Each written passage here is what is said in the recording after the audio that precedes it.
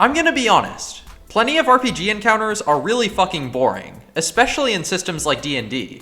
They'll basically boil down to the heroes finding a group of monsters, rolling initiative, and either killing the monsters or getting killed themselves. That's how old school D&D worked, it's how modern D&D modules work, and it's how pretty much all action-oriented video games work. But the thing is, RPG characters aren't generally supposed to die. Like, it's usually a thing that can happen on rare occasion, but if characters are just dying left and right, then you won't have an interesting story. If you make combat as lethal as it is in most video games, you'll end up with a revolving door of a party, with character arcs constantly being scrapped and players getting progressively less invested with every force replacement. The apparent solution that most GMs use is to design encounters where most of them aren't supposed to kill the PCs, but to merely deplete their resources like hit points and spell slots. This is better than just killing off a PC in every encounter, but once the players recognize that most encounters are glorified speed bumps, then those encounters will become, as I've mentioned before, really fucking boring. This sort of grindy resource management system is also better experienced through video games, where the fights don't take multiple hours and successes and failures are based more on player skill than on fluke die rolls. But until Skynet arrives, tabletop RPGs have something that video games will never have: narrative flexibility.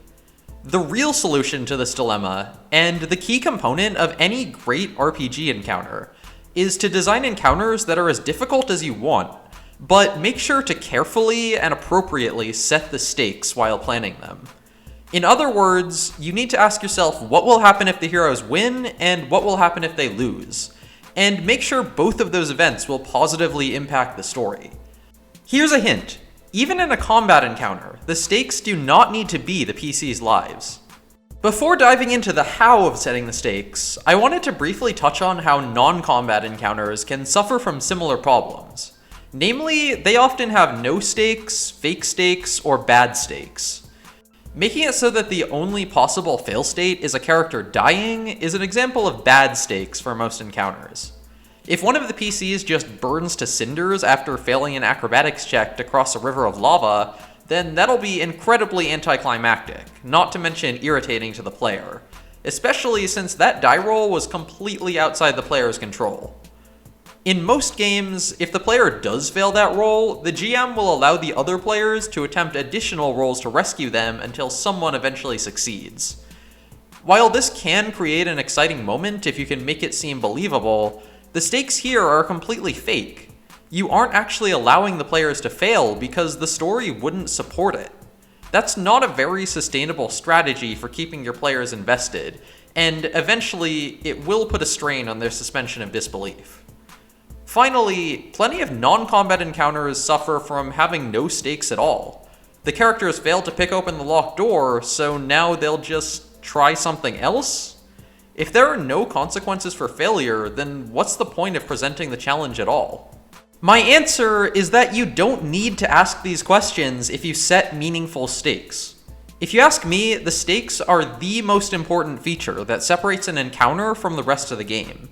Having interesting consequences for both success and failure is what separates a sparring session from a bloody battle, an ordinary walk from a harrowing trek, and small talk from a heated negotiation. Usually, the reward for winning an encounter is progress toward the core goal of your campaign, but not always. It might just be a valuable item or a piece of character development. All in all, most GMs and game modules don't have much trouble providing rewards, so that's all I need to say about that. It's the fail states that have room for improvement. As I've stated before, many GMs seem to limit consequences to either death or the loss of some renewable resource like hit points. For most encounters, the former is too extreme and the latter is trivial. For a big climactic encounter with a major villain, death can absolutely be on the table. But otherwise, there are plenty of meaningful setbacks that don't involve killing the heroes outright. To name a few, this could include imprisonment, loss of gear, permanent injury, death of NPC allies, curses, expulsion from an important location, social ridicule, loss of valuable time, giving a critical opportunity to the villains, or directing the PCs toward a more dangerous encounter. Designing encounters with better stakes does require you to rethink certain types of conflicts. The most obvious example is a fight against mindless creatures. By default, if you're gonna pit the heroes against a golem or a pack of dinosaurs, those aren't the type of creatures that'll spare their lives in exchange for resources or demands. So you'll end up with another encounter that has a 99% chance of doing nothing and a 1% chance of unceremoniously killing an important character. But you can still structure these encounters to accommodate for other types of stakes. Maybe the golem is slow enough that the PCs can easily run away from it, but if they do, then the golem will alert its master of their presence.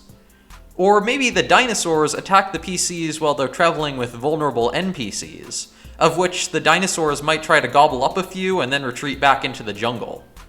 In these cases, you can make the enemies significantly more powerful than you would in a straight-up deathmatch, since the players losing isn't something you're actively trying to avoid. Non-combat encounters in which there are no repercussions for failure also deserve a makeover. In the case of social encounters, NPCs should go beyond simply refusing to help if the encounter goes poorly. If the PCs fail to gain a general's trust while asking him to send troops to a vulnerable outpost, then maybe he'll see them as conspirators and try to throw them in jail. Similarly, when planning exploration-type encounters, you should try not to set up a situation where the PCs can just try things over and over without anything bad happening. Usually, the easiest solution is to set a time limit. As the heroes are trying to open the locked door, the room could be flooding around them, or they could be under hot pursuit by a group of bounty hunters.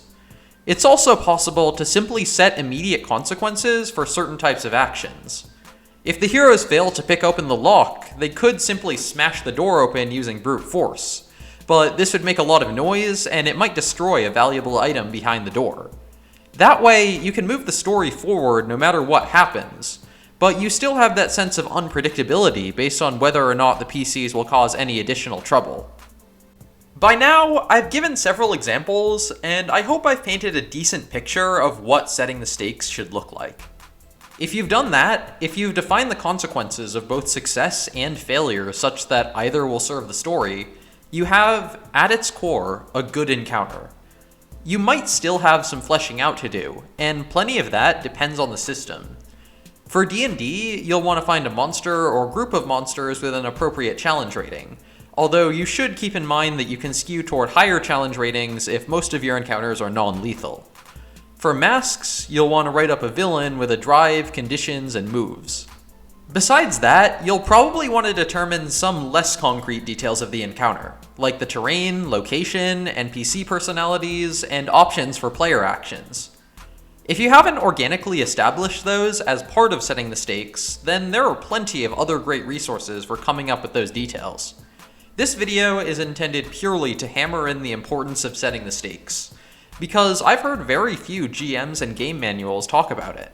So I hope you've learned something from this video, and thank you so much for watching. I'll see you all next time.